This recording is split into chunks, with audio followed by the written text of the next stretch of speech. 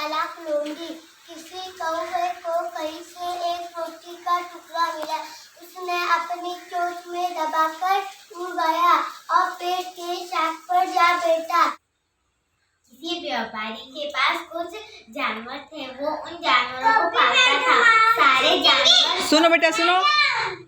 सारे जानवर और बंदर। एक कौवा उठा था। नहीं। लिया।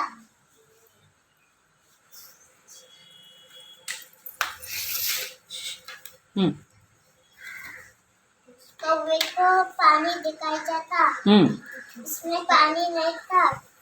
तो रुसा रहता। फिर उसने पत्थर डाला। हाँ फिर हाँ बोलो। ये शिकारी ने जाल बिछाया और फिर में वो फंस गया। मैंने उसे बाहर निकाला। और शेर आजाद हो गया।